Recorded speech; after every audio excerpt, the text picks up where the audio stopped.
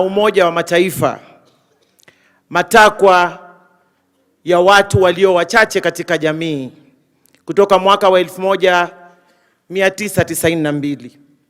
Katiba yetu ya Kenya imeyaorodhesha yote ya kuwahusu watu walio wachache katika jamii yetu ya Kenya. Lakini yote yalikuwa maandiko tu yakawekwa katika maktaba. Yalihitaji mtu mmoja tu kuyatoa na kuyatekeleza. Si mwingine alianzisha safari, ni Daktari William Samoei Ruto, ambaye ni rais wetu wa jamhuri yetu ya Kenya. Tumpe makofi na kongole. Kwa hivyo nataka kusema ya kwamba tuko hapa kwa ajili yenu na kwa ajili ya azma aliyoko nayo rais wetu wa jamhuri yetu ya Kenya kuitimiza yale yote yaliyoandikwa katika katiba yetu kuhusu sisi ambao ni wachache katika jamii.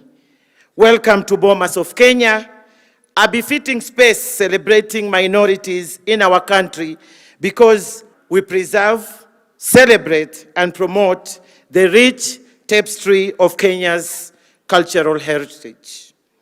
Secondly, I must pay special tribute to His Excellency, the President of the Republic of Kenya, Dr. William Samoei Ruto, for creating a Directorate of Minorities at the office of the President, for it proves how serious he takes the rights of the minorities.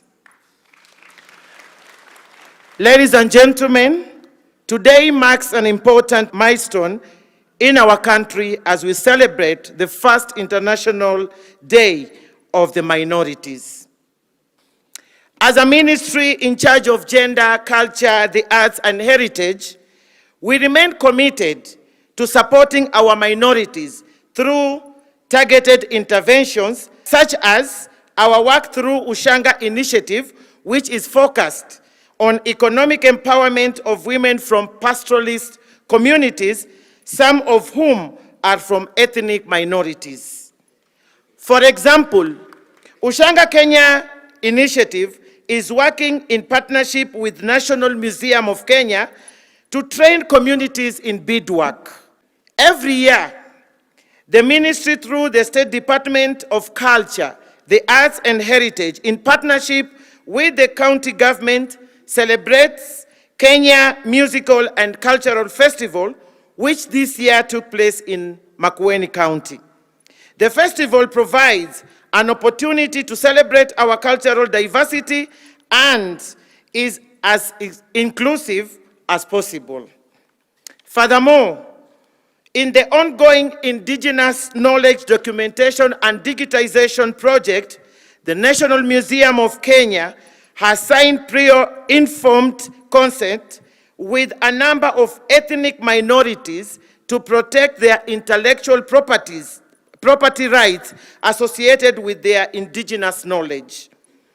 This guards against exploitation of their traditional knowledge, and any benefit occurring from the use of such knowledge will benefit the communities.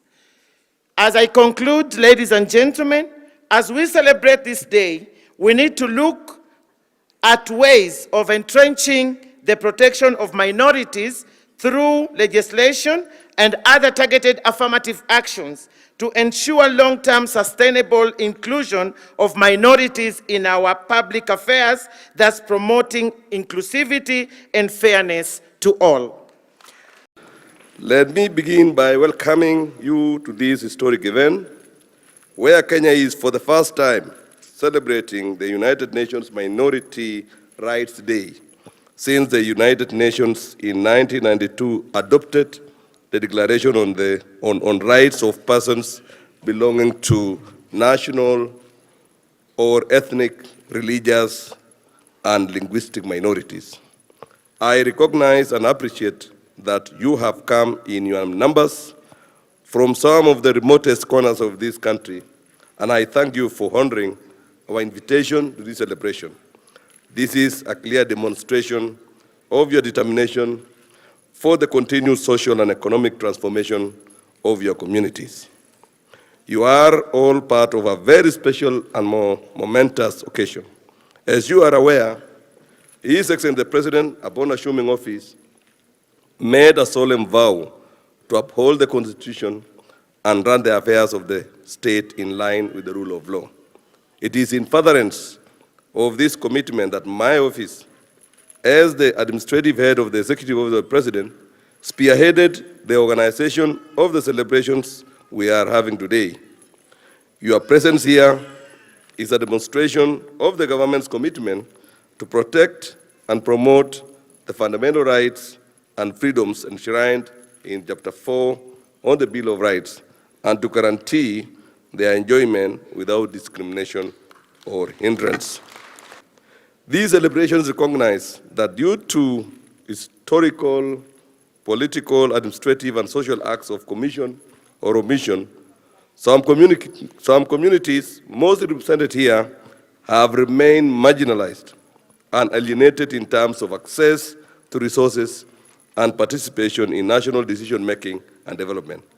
It is a recognized fact that no country can attain full economic, social, and political development if part of its population remains marginalized and unengaged. This is a situation the government is committed to correct through all the necessary legal, policy, administrative, and institutional mechanisms in order to ensure that the country taps into the potential of every individual and community as we strive to build a strong, stable United Nations. We therefore request our friends, development partners, private sector, and all people of goodwill to partner with the government of Kenya to support the mainstreaming of marginalized and minority affairs by providing resources and technical assistance so that also the marginalized and the minorities are taken care of. The celebrations, therefore, give you a unique opportunity to showcase to the rest of the country the richness of your culture and heritage through song, dance, cuisine, attire, values, and principles that have so remarkably contributed to defining Kenya's collective identity.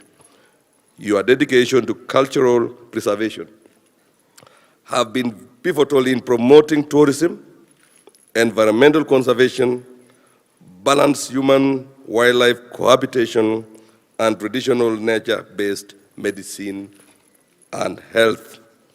So I encourage you to proudly and boldly spotlight your unique achievements, opportunities, challenges, and demonstrate to the world that you possess the necessary resilience to be impactful players, not only in national affairs, but also in global affairs.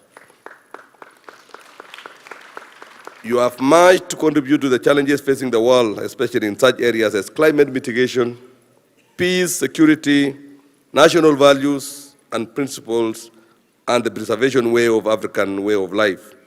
The government is fully committed to your empowerment and active participation in nation building and global affairs. In this respect, we will ensure that these celebrations become an annual event.